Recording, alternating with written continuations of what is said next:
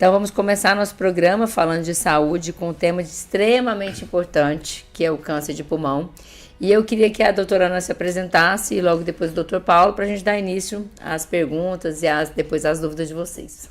Olá, bom dia. Obrigada pelo convite, Dani. A Ana já é a segunda vez aqui. Segunda vez aqui, exatamente.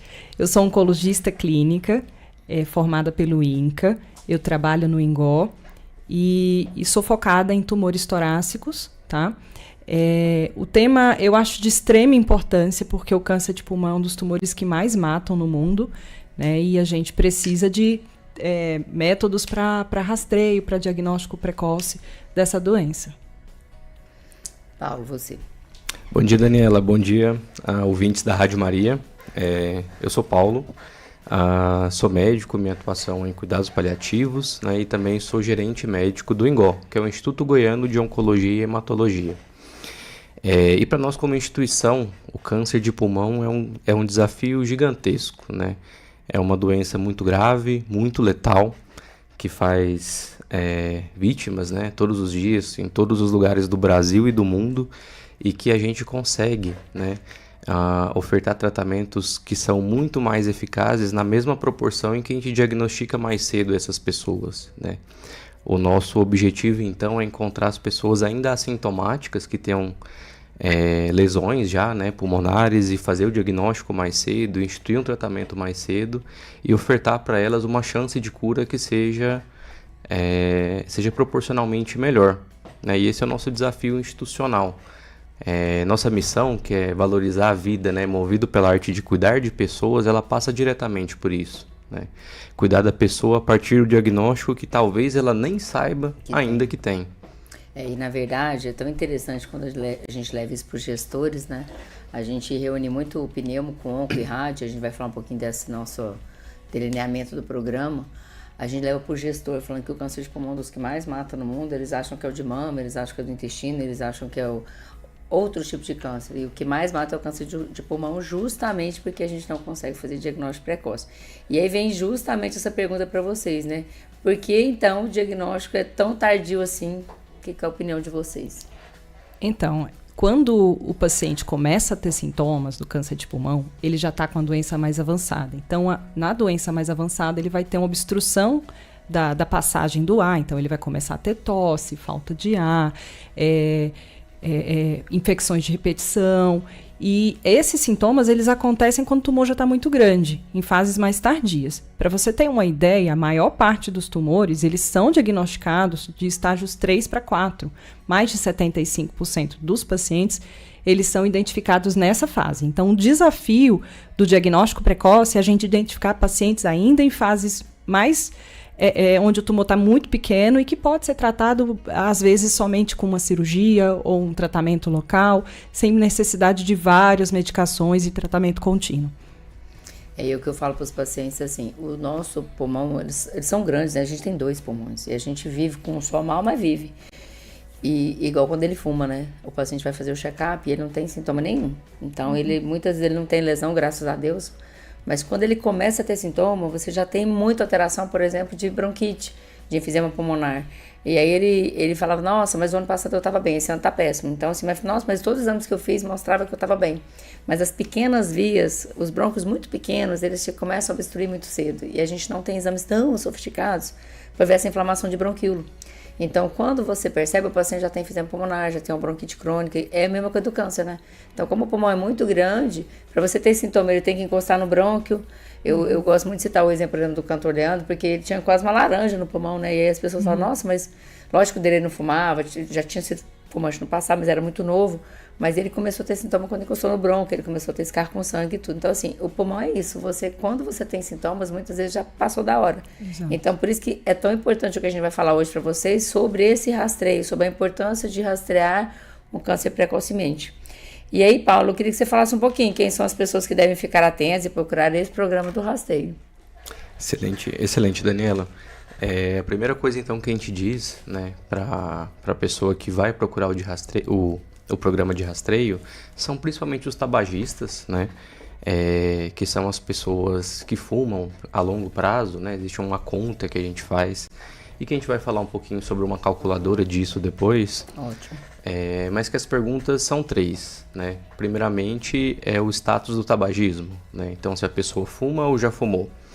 E se ela já fumou, principalmente quem fumou nos últimos 15 anos, né? Ou seja, se eu parei de fumar há menos de 15 anos, eu posso me beneficiar de um programa de rastreio, né? Existe uma faixa etária mais indicada, né? Que são os pacientes de 50 a 80 anos, correto? E por último, a carga tabágica, né? É uma conta que a gente faz multiplicando a quantidade de cigarros, né? De carteiras que a pessoa fuma por dia pelo tempo em que ela fumou. Como que funciona essa conta, então? 20 cigarros comuns são uma carteira de cigarro, certo? Então, a minha conta é um maço por dia. Se fumou durante 10 anos, são 10 anos maço, né? Anos vezes maço. Valores acima de 20, a gente tem a obrigação de rastrear esses pacientes e, obviamente, também de indicar que a pessoa pare de fumar. Existe um programa ali de cessação de tabagismo, né? Existem estratégias que podem fazer com que a pessoa abandone o cigarro da vida e ali você reduza, né? Caso não exista nenhum tipo de lesão, mas que reduza a chance disso acontecer. Lógico que ainda existe esse período de 15 anos ali de segmento de maior risco, né? Então são essas 3 perguntas principais: a idade, se fuma ou se parou há menos de 15 anos, e também a carga tabágica, que é essa conta. E o nosso ouvinte já mandou aqui, e aí ele não colocou o nome dele. João Paulo colocou assim: bom dia, Rádio Maria Brasil, eu fumo demais. Me chamo João Paulo, de Aparecida de Goiânia, e fumo de rolo. Olha, João Paulo, acho que você está ouvindo a gente para providência divina, te ajudar a parar de fumar, procurar uma assistência médica, que é isso que o Dr. Paulo falou. É uma conta que a gente faz, um risco aumentado que você tem de futuramente ter nódulos pulmonares, né? Então, acho que você está nos ouvindo justamente para procurar a gente nesse rastreio de câncer, algum médico, oncologista, pneumologista, para te ajudar a parar de fumar, que é isso que a gente vai falar no programa mais vezes, mas essa cessação do tabaco, parar de fumar é muito importante. E aí, Ana, eu queria que você respondesse, uma pessoa que já parou de fumar também pode se beneficiar do rastreio? Sim, como o Paulo falou, aquela margem dos 15 anos, para quem tem a conta de 20 anos maço, ainda é a margem de risco para o paciente ter câncer de pulmão, de maior risco. É claro que são os dados que foram publicados no estudo. Existem outros fatores de risco para câncer de pulmão, mas o cigarro, se você tem uma ideia, ele aumenta 20 vezes o risco dessa pessoa ter câncer de pulmão ao longo da vida. O que acontece é que muita gente que fuma fala assim: mas tem um avô meu que fumou até os 90 anos, nunca teve câncer de pulmão, nunca teve nada. Mas a gente trabalha com risco e não com certeza. Então, aquela pessoa que fuma e que tem uma quantidade de cigarros ao longo dos anos muito grande, né, a quantidade de maços fumados ao longo dos anos, essa pessoa está no maior risco e precisa entrar no rastreio. E também a gente sempre avisa para parar de fumar, porque a gente sabe que se a pessoa para de fumar, a gente tem uma redução de 20% do risco de câncer de pulmão.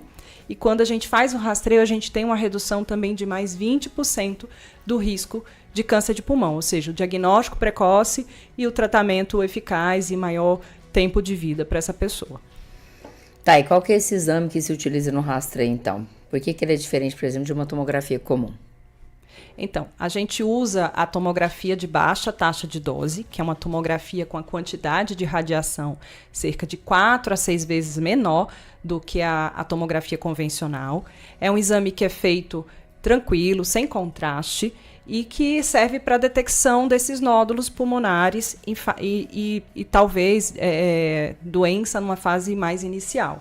Tá? E quando a pessoa é assintomática. Então, as pessoas para o rastreio são pessoas que não têm sintomas de tosse, falta de ar e tem uma carga tabágica grande. Tá? É importante eu também frisar que pessoas que têm doenças graves, elas não entram no rastreio. Eu tenho que selecionar pessoas que tenham a possibilidade de se submeter a uma cirurgia, a um tratamento, se a gente encontrar alguma coisa no exame. Por isso que tem até limitação de uma certa idade, até 80, né, Ana? E a gente não fala, mas é isso. Acho que pacientes com muita comorbidade, muito graves, você não vai rastrear anual. É aquele paciente assintomático dos 50 a 80, que foi ou não fumante bem, né?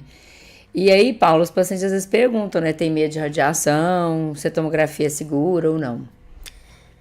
Olha, ela não só é apenas segura, como ela é extremamente indicada para esse caso, né? O risco de uma doença igual ao câncer, comparado com o risco de fazer uma tomografia, são coisas totalmente diferentes, né? E o que a tomografia que ele vai fazer não é uma tomografia comum, é uma tomografia que a gente chama de baixa dose, né? Então ela vai emitir a radiação suficiente para a gente que consiga fazer essa avaliação de uma forma mais segura do que uma tomografia de tórax padrão, né? Com uma radiação menor. Então isso é importante vocês saberem que além de não ser é uma tomografia habitual, mas a gente chama de baixa dose.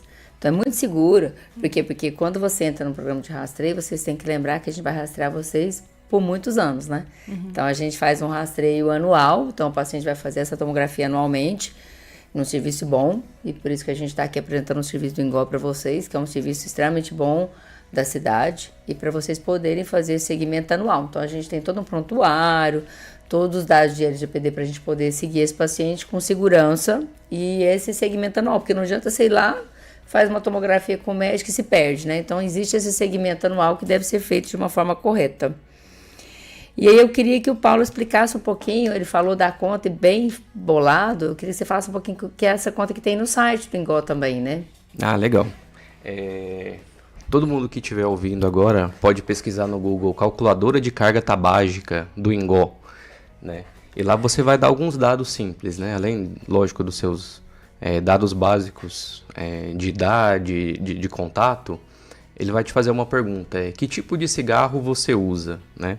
Porque os cigarros não são todos iguais. A primeira questão é essa, né? O cigarro comum, industrializado, ele tem uma conta, e os cigarros como o fumo, né? O narguilé, eles têm conversões, né? Tem uma carga muito maior uma carga tabágica muito maior, né? Então essa conta ela vai ser um pouquinho diferente. Você vai marcar então qual que é o tipo de cigarro que você usa, né? E vai dizer há quanto tempo e em qual quantidade. Essa calculadora já vai te dar então o resultado, né? Essa carga tabágica, que sendo esse valor maior do que 20, é um paciente ali candidato a fazer esse programa de rastreio, né? Desde que atenda ao critério também da faixa etária.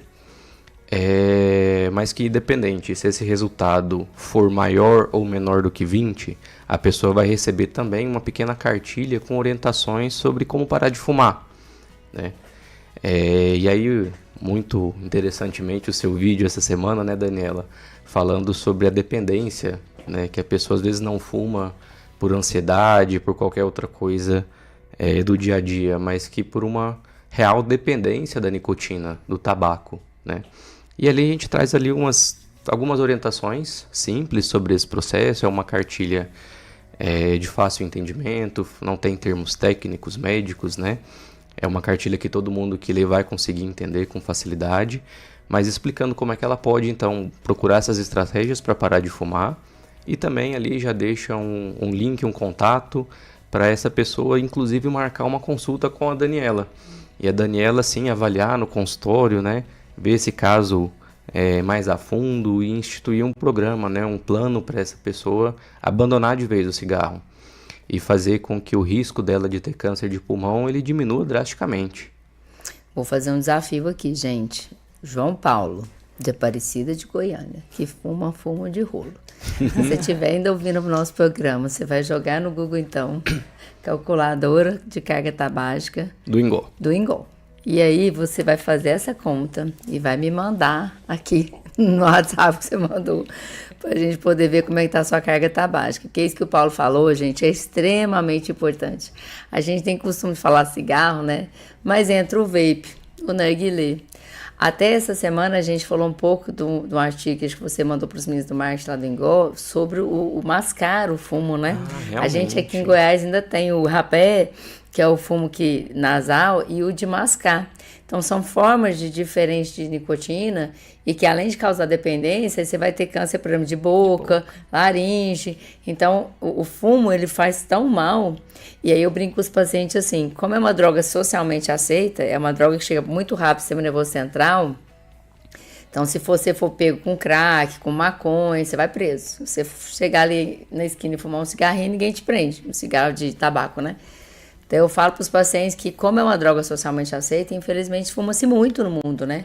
E aí a indústria, de forma inteligente, viu que a gente estava diminuindo muito a forma de tabaco do cigarro normal, de fumo de rolo, inventou o cigarro eletrônico, falando para a população que não faz mal, que é uma forma de acalmar a sua ansiedade com spray, vapor d'água. E pior ainda, ela veio com uma roupagem falando que a gente ia ajudar os pacientes a pararem de fumar. E aí os pacientes, muita gente que nunca fumou na vida começou a fumar acreditando nesse spray de vapor d'água. Então, a indústria é muito inteligente, muito rica, e sabendo que a nicotina causa dependência, eles ainda conseguem associar no eletrônico um pouco de THC, que é o derivado da maconha, para causar mais dependência ainda.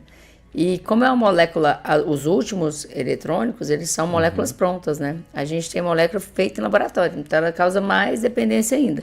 Então, realmente, o que a gente está falando aqui para vocês é que vocês podem procurar o programa não só para fazer o rastreio, como para parar de fumar.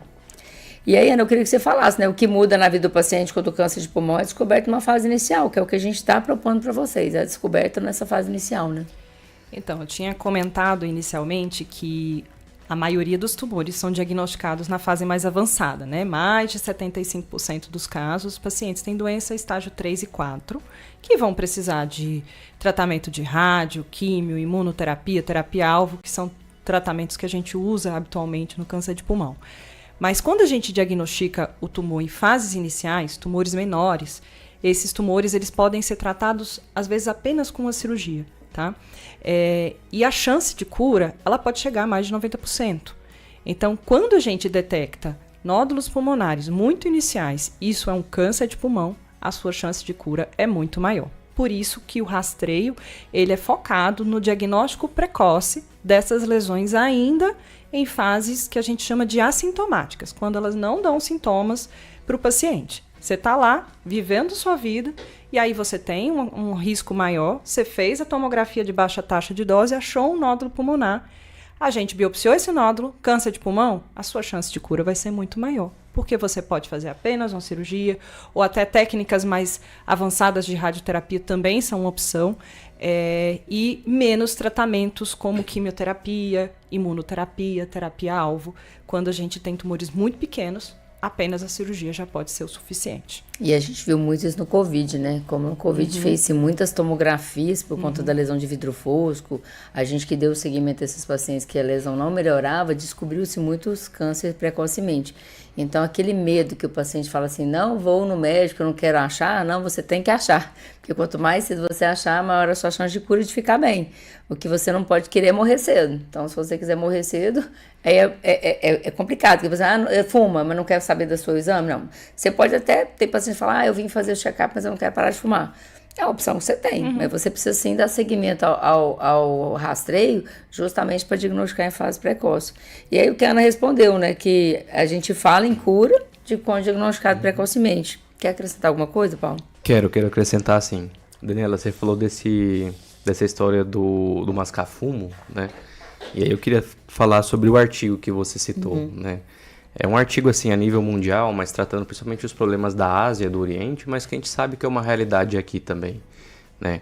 O ato de mascar fumo, ele aumenta ali o risco de câncer de boca, por exemplo. E aí isso me lembra de uma outra situação do cigarro, que apesar de não existir uma política de rastreio, mas que são outros cânceres também, né? O cigarro ele não está ligado exclusivamente ao câncer de pulmão, né? A gente tem câncer de cabeça e pescoço, por exemplo, com altas taxas de correlação com o fumo, né? Principalmente ali laringe, orofaringe e também o câncer de bexiga, né, Ana? Você tem relações já muito bem conhecidas para isso. Então, você, João Paulo, ou qualquer outro ouvinte que fuma ou que fumou recentemente, cuida da sua saúde, procura saber sobre isso, porque apesar do câncer de pulmão ser o que mais nos assusta, por ser uma das doenças que mais matam no mundo, né? O abandono do cigarro ele não vai ser o único benefício em relação ao pulmão, mas também a outras doenças, né? A outros tipos de câncer. E não só câncer, né? Doença cardiovascular, AVC, infarto, Efizema pulmonar. E também outros... Trombose, né? Trombose. Outros tipos de câncer usuais, como câncer de mama, colo uterino, também estão relacionados ao cigarro. Daniela, convidado também pergunta? Lógico, pode perguntar. Tá bom. Quando um paciente te procura, então, no consultório, né, ele marca sua consulta lá no Engó, procura a Daniela e ele fala, doutora, né, vamos fazer o meu rastreio, mas eu quero parar de fumar. Qual que é o primeiro conselho que você dá para ele? Na verdade, o paciente que quer parar de fumar, a gente faz várias estratégias, né? Tanto estratégias comportamentais, como estratégias, às vezes, de uma psicóloga associada. Então, a gente fala que o bacana do tabagismo é que você tem uma equipe, né? Então, você tem um psicólogo, você tem um médico para ajudar realmente, porque é uma dependência muito alta, né? Tanto que eu falo, é uma droga socialmente aceita, a nicotina chega muito rápido no sistema nervoso central e por isso que a gente vai aumentando. O paciente às vezes começa com 2, 3 cigarros, daqui a pouco ele está fumando uma carteira inteira, por conta dessa dependência. Então, a gente tem as medidas de goma, de chiclete, de adesivo, de medicação, porque assim, a maioria dos pacientes que fumam também é por ansiedade. Por mais que eles confessem que eles não têm ansiedade, eles são muito ansiosos, né? Muito preocupados ou com trabalho, ou com casa, ou problemas. Eu falo, problema todo mundo tem. Mas se você desconta no cigarro, assim, se você começa a fumar, você vai ter mais um problema, que é a ansiedade e o cigarro. E aí fala, mas quando eu paro de fumar, eu não consigo, eu engordo. Então, realmente assim, tira um pouco o apetite. Então, as estratégias que a gente faz é ajudar o paciente a parar realmente com medicação ou não, porque tem paciente que quer tentar sem remédio, mas eu acho que a terapia psicomportamental com a psicóloga associada é fantástico. E o que eu, às vezes, brinco com a família é assim, toda vez que a família fala, é pior. Então, a gente deixa a família assim, a família tá torcendo para aquela pessoa parar, porque a família ama. Então, assim, às vezes o paciente vai com a filha, ou vai com a esposa, né? A esposa, o esposo, o cônjuge. Mas eu falo, ó, tenta não falar nada, que quanto mais você insistir, menos ele consegue. Então, essas estratégias para parar de fumar existem, ó, o chiclete, adesivo, comprimido mesmo que a gente passa para o paciente para poder diminuir a ansiedade, diminuir a vontade, né? E eu brinco até hoje, assim, acho que ela nem tá me ouvindo, que eu esqueci de falar para ela que eu ia falar na rádio hoje, mas eu tinha uma paciente, até hoje ela é minha amiga, eu tomo café com ela, ela fazia cigarro de cenoura. Então, ela ficava lá fazendo, ela fazia o formato, como fosse um cigarro mesmo, no formato de cenoura, e ela ficava com aquele trem na mão, e depois ela comia. E tem o cigarro de chocolate, que eu tenho paciente que compra. Então, assim, cada um vai ter a sua estratégia. A gente tem que individualizar esse tratamento, né? Cada pessoa tem um jeito, cada pessoa fuma por algum motivo. Então, parar de fumar é essencial. Eu acho que o passo inicial é a pessoa querer parar, né? Ter a vontade de parar. Se ela não tem a vontade de parar, né? Mesmo que ela não consiga, né? Sozinha, e é muito difícil parar de fumar sozinho, ele buscar ajuda para parar de fumar, eu acho que é o primeiro passo do paciente. Tem que partir da pessoa, né? E como o Paulo faz o nosso paliativo, essa pergunta é para ele, né? O programa envolve apenas o exame ou também acompanhamento, orientação para o paciente? Ele envolve inicialmente a consulta, essa primeira avaliação que vai ser feita, né? E aí, conforme exista ou não um diagnóstico, né? E exista também a necessidade de abandonar o cigarro, o paciente ele vai ter saídas diferentes a partir da primeira consulta, né? Então, supondo que no programa, na tomografia, né, solicitada no programa de rastreio, surja um nódulo que tem que ser acompanhado, esse paciente ele vai ter que ir mais frequentemente ao Engó, fazer mais exames, acompanhar e ter uma conclusão sobre aquele nódulo, né? Que é o que a gente chama de controle clínico, né? Isso vai envolver também outros profissionais que podem ajudar ele ali nesse processo, né? Então, não só o médico, mas como você muito bem disse, essa avaliação, esse acompanhamento psicológico, né? A gente está planejando montar um grupo, pelo menos mensal, para trazer essas pessoas, conversar com elas, né? Trazer essas estratégias de como enfrentar e abandonar isso de vez, né? E trazer todo o segmento ali que ele precisar. O que eu digo é que o acompanhamento que ele vai ter vai depender exatamente das necessidades que essa pessoa vai precisar, e conforme a avaliação a gente vai definindo ali de maneira conjunta. E agora para a Ana, como é que vocês lidam com esse medo das pessoas que acabam descobrindo algo? A gente fala assim, nossa, ainda bem que você fez o exame e descobrimos algo ainda em fase assintomática. Porque é muito mais difícil para um oncologista tratar um paciente que já tem sintomas, que já está debilitado, com perda de peso, falta de ar, do que uma pessoa que está saudável, né? E que veio com um diagnóstico através de um exame de rastreio ou de uma tomografia que ela fez por um outro motivo. Então, eu falo sempre assim, ainda bem que a gente conseguiu descobrir isso numa fase inicial, porque a gente tem você pode fazer tudo o que precisa ser feito, a gente não tem nenhuma restrição de fazer os tratamentos que você precisa fazer.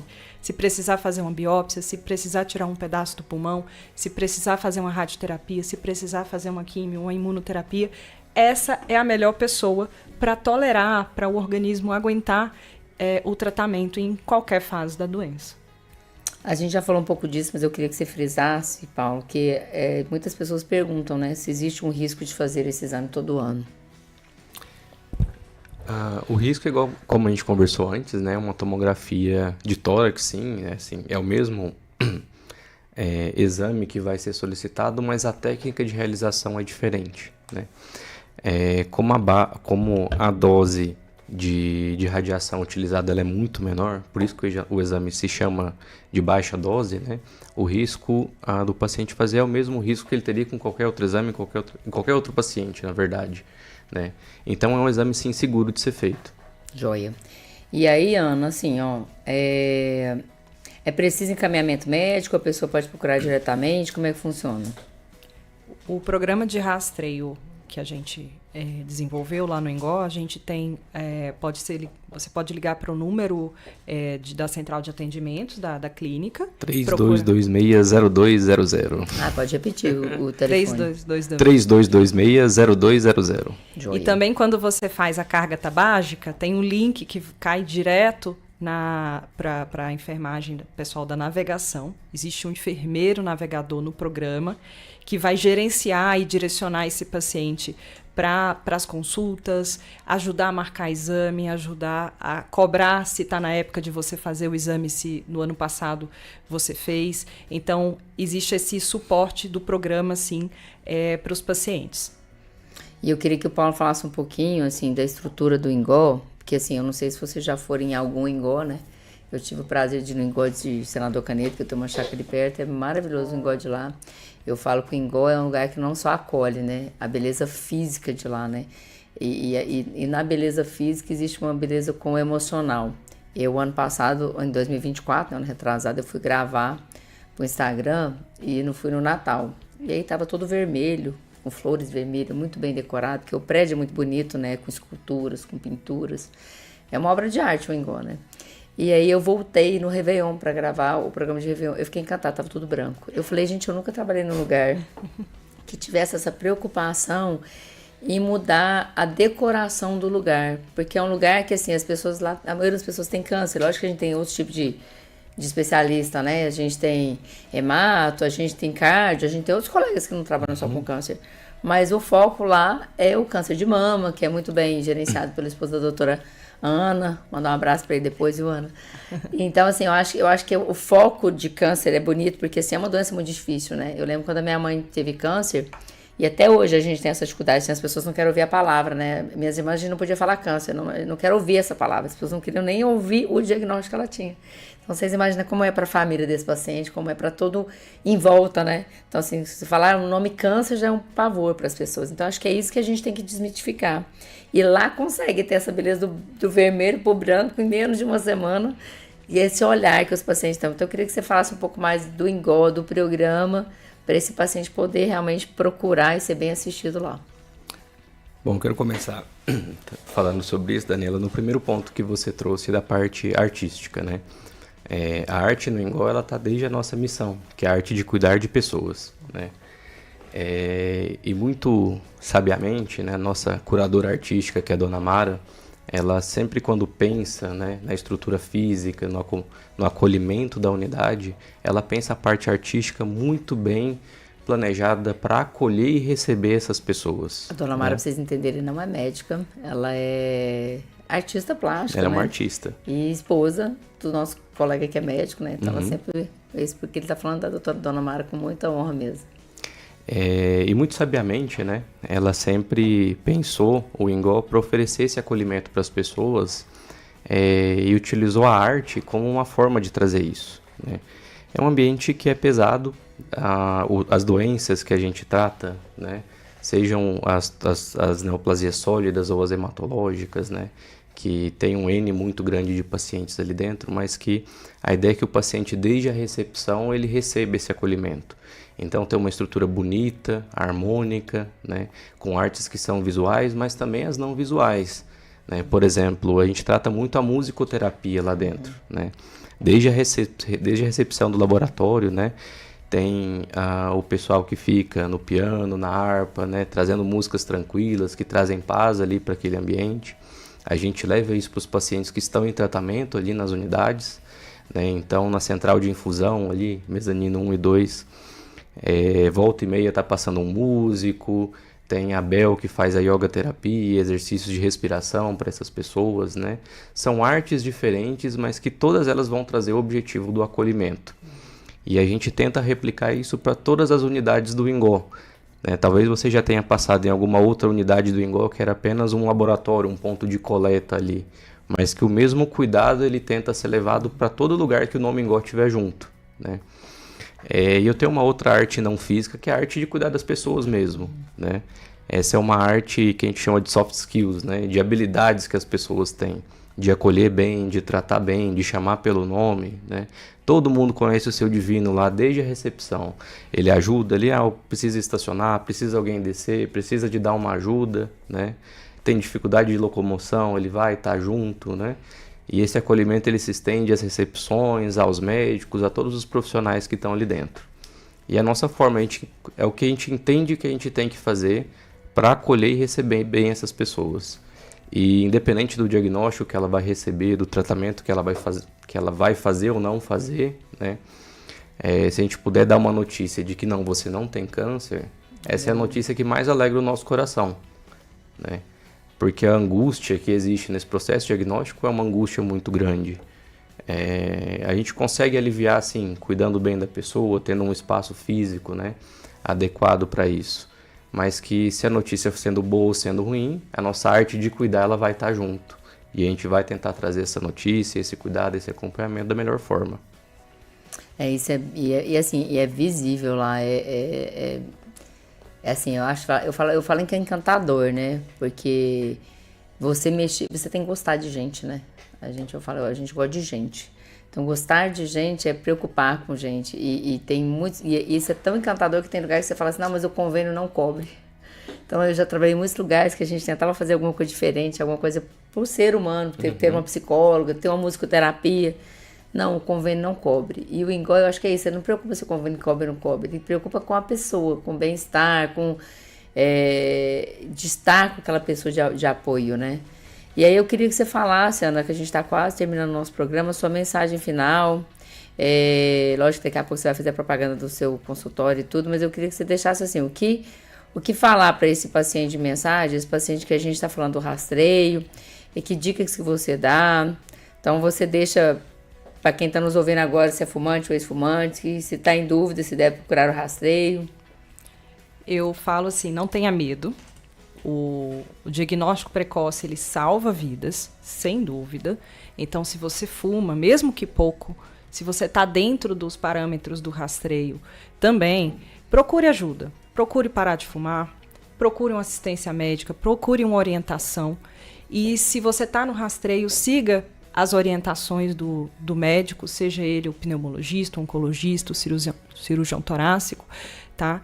E toda essa estrutura que for necessária para seguir, caso você tenha o diagnóstico, a gente vai encaminhar. Lá no INGO a gente tem as secretárias, as concierges, como eu falei, a navegação. Então, o paciente ele caminha junto com a equipe, ele não fica sozinho. E isso é muito importante para agilizar todo esse processo e para que essa angústia, essa sensação aí de, nossa, por que eu mexi nisso? Não seja uma coisa, uma dificuldade para que ele procure, sabe? Então, eu acho que o principal recado é cuide da sua saúde, pare de fumar e se você está no risco, né, de entrar nesse programa de rastreio, faça o rastreio, tá? Eu acho que essa é a principal mensagem que eu deixo aqui. E você, Paulo? Eu gostei muito da sua mensagem, Ana, né, que você diz não tenha medo, né? E eu complementaria mais ainda, não apenas não tenha medo, mas também tenha coragem, né? quando a gente falou sobre o parar de fumar, né, que muitas vezes a pessoa ainda não entende que ela tem a necessidade de parar de fumar, mas que você trazendo essa orientação ela vai entender. É o que a gente chama de contemplação, né? O termo técnico na medicina para isso é contemplação. Então eu contemplei a necessidade, né? Eu assumi que eu preciso parar de fumar. Não tenha medo, né? Muito mais que isso, tenha coragem de buscar um serviço, buscar um profissional habilitado que vai saber sim te avaliar com todas as suas necessidades e especificidades, que vai saber te orientar nesse processo, né? Criar um projeto conjunto que envolve, sim, a disposição e a força de vontade dessa pessoa, né? Porque o primeiro ponto é a vontade de abandonar o cigarro, de fazer todos os exames que precisam ser feitos, receber as respostas que precisam ser recebidas, né? E que nós como Engol, nós como instituição, né? Daniela, Ana Cláudia, o Dr. André, que é o cirurgião torácico, né? Que não pôde comparecer hoje, mas é um cirurgião torácico de mão cheia, né? Nosso broncoscopista também, né? Nós temos mais médicos na equipe que também estão preparados para receber esses pacientes. E nós vamos cuidar de você da melhor forma possível, né? O nosso jeitinho é um jeitinho acolhedor, né? O Engol, ele é goiano no nome e é goiano na forma de tratar, porque a nossa gente é uma gente acolhedora. E a gente está à disposição para te receber e oferecer o melhor cuidado possível. E o Engol, gente, eu não achava que era daquele tamanho. Na festa de fim de ano, eu vi aquele tanto de colaborador. Eu falei, gente, mas de onde estava esse tanto de gente? Ele, não, eu sou de, não sei se era Rio Verde, não lembro a cidade, mas são várias cidades do interior. Então o Engol tá espalhado mesmo, ele deu uma esparramada, né? Assim como o tumor cresce, nós, graças a Deus, crescemos também muito, né? Hoje somos 420 pessoas já. Excelente. E aí eu queria, se vocês pudessem resumir o programa em uma frase, qual seria sua frase, Ana? 2026 começou agora, então procure cuidar da sua saúde de forma ativa. Você. Em uma palavra é difícil, né? Cuidado. Eu falei um monte de coisa, né? Mas eu diria cuidado. Cuidado genuíno. Eu acho que o que eu gostei que você falou, que a Ana falou não tenha medo, eu acho que tenha coragem de parar. Porque eu tenho umas primas que, quando a gente vai nas festas, eu sou meio excluída das rodinhas do cigarro delas, né? Que Dani só fica falando de parar de fumar. Eu falei, gente, mas o dia que vocês quiserem parar, às vezes vai ser tarde, né? Então, quem sabe, as minhas primas que estão me ouvindo, a Lu, a Rafa, a Fabiola e tantas que eu amo, poderiam parar de fumar. E aí eu queria agradecer vocês, mas eu queria que você deixasse o contato lá do Engol, endereço, falasse um pouquinho mais do programa em termos de navegador, que tem o Vitor, que é um rapaz que também nos está nos ajudando nessa captação. Existem uns parceiros com a tomografia, então chegou a hora da gente fazer a propaganda. Tá bom, vamos lá. Bom, nós em Engol temos a matriz ali na Avenida 87, na Rua 87, no setor sul, né? Próximo à FAEG, próximo à Praça do Ratinho ali. É onde fica, né, o nosso centro médico, o centro de infusão, onde acontece a oncologia e a hematologia, né? Então, essa consulta médica, ela provavelmente vai acontecer lá, esse acompanhamento e o nosso start do processo vai ser ali. Junto nessa unidade, eu também gostaria de incluir, fazer um convite às pessoas, que é sobre o nosso banco de sangue, tá? A gente vem de um mês de férias agora que o nosso estoque está muito baixo. E eu tenho pessoas com câncer de pulmão e muitas outras doenças que precisam de transfusão como vida. Então, se você é um doador ou se você tem vontade de ser um doador de sangue, a gente está de portas abertas para te receber, né? O paciente ele vai passar por uma triagem, vão fazer inclusive alguns exames ali, né? Que depois esse resultado fica disponível para ele, né? Que é uma triagem das sorologias, né? De alguns exames que são feitos. E que cada doador ele tem a capacidade de salvar até 4 vidas, né? Que é uma coisa maravilhosa. Ainda falando sobre o Engol, agora especificamente sobre o programa, né? Nós que estamos aqui participamos disso, né? Doutora Daniela, pneumologista, a Ana Cláudia, oncologista, doutor André, cirurgião torácico, que não está presente com a gente, mas participa ativamente desse projeto. E eu também tenho, né, outros oncologistas e outros cirurgiões que participam desse processo, tá? Na unidade de Anápolis, a gente tá começando o mesmo projeto também, né? As pessoas já estão procurando e estão sendo avaliadas pelo pessoal da cidade. Bom, o primeiro contato que você vai ter ao procurar o Engol, seja por ligação, por telefone, WhatsApp, né? Vai ser com o pessoal do atendimento ou então com o enfermeiro navegador que é o enfermeiro que vai te conduzir nesse processo, que vai marcar sua primeira consulta ali com esse médico, né? Então vai passar pelo pneumologista já com essa primeira avaliação e vai te conduzir nas demandas que surgirem a partir disso. Bom, essa demanda sendo, por exemplo, uma tomografia de tórax de baixa dose, né? Que é o exame que a gente conversou hoje, ele vai proceder com o agendamento. E caso você não tenha um plano de saúde ali que arque com o custo desse exame, a gente tem parceiros ali que estão prontos para te receber, que vão fazer um preço, um desconto, né, para que esse exame ele seja realizado, seja possível de ser feito, né? Fazer o agendamento, depois o seu retorno, né? E lógico, se surgirem demandas novas, como biópsia, como qualquer outra coisa, vai ajudar nesse processo também. Até ter uma definição e uma resposta definitiva sobre o que está acontecendo. Bom, sendo então essa resposta, está tudo bem, vamos continuar seguindo. Daqui 1 ano, preciso te ver novamente. Daqui 1 ano, nosso enfermeiro, nossa equipe vai entrar em contato e falar, olha, está na época do seu retorno, você precisa de uma nova avaliação, né? Vamos dar seguimento, vamos continuar, e esse processo vai acontecendo. Ele é um processo que depende muito mais de uma organização, né, desses fluxos, dessas consultas, desses retornos, desses exames. E a gente está preparado para fazer isso. Perfeito, Ana, sua vez. Então, número de ligação, só para reforçar, é o 3226-0200. Nesse número você consegue agendar consultas. A gente faz check-up também para outros tumores, tá?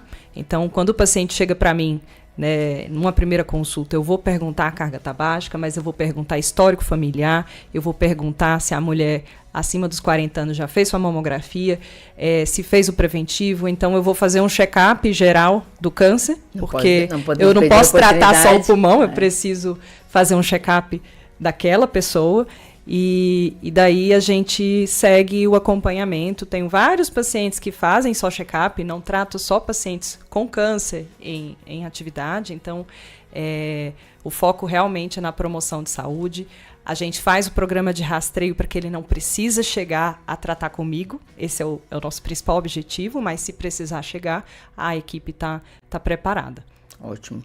As participações aqui no YouTube... A Leni mandou bom dia, Rádio Maria, salve Maria a todos. O Vitor bateu palminhas. A Dani mandou, temos que afastar essas coisas dos jovens. Aqui em casa eu converso muito com meus filhos, tem que conversar mesmo. A Larissa mandou que perfeita abordagem, mandou parabéns pra gente. A Larissa mandou parabéns, equipe Engó. E a Maristela, nossa, o doutor Paulo cuidou de mim no Jacob. Amo o Engó. Engó sempre atencioso. Oi, Maristela, tudo bem? Parabéns a todos. A Maristela é super presente aqui na rádio com a gente, viu? É uma querida. Que legal. E aí eu quero agradecer vocês pela presença. Quero mandar um beijo. Meu marido mandou um beijo para você e para Ana. Manda um abraço para o Paulo e para Ana. Paulo sempre um ouvinte presente, principalmente quando eu estou aqui na condução da rádio. Paulo está sempre presente. Um beijo para minha irmã Renata e a Roberta, e para os meus filhos, a Laís. O Laís está nos Estados Unidos, eu falo que é minha filha também, né? Mas é o Vitor e a Mariana. E que Deus dê um bom final de semana a nós todos. Eu acho que os recados foram dados, né? Acho que a mensagem final faça o seu check-up, pare de fumar, cuide da sua saúde, né? É tão bacana quando a gente vê assim aqui as pessoas falando de hidratação de água, vida saudável, com mais fruta, verdura, mais corrida, caminhada, largar o carro, diminuir o CO2. Eu acho Posso que fazer isso. Um convite já? Pode fazer um convite. Em abril a gente tem o Dia Mundial da Saúde, tá? E o convite que eu vou fazer, ele não saiu a público ainda, mas o Engol vai organizar uma corrida, que é uma forma de prevenção à saúde, né? Inclusive a gente tem muitas campanhas, como Larga o Cigarro Correndo. Isso, né? A gente tem a da Sociedade Goiana de Pneumologia. Isso. O Engol vai promover uma corrida, fique atento, a gente vai divulgar nas redes sociais, é o @saudeengol no Instagram, tá? É um pequeno spoiler que eu tô dando, mas que em breve a gente vai trazer a público oficialmente. Dia 26, é um domingo. A gente vai correr num domingo de manhã. Amém, vamos correr para poder promover saúde. Vamos lá.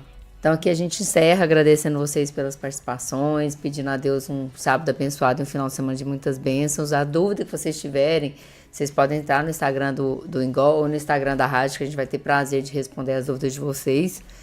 E a Rádio Maria Brasil, uma voz católica em sua casa.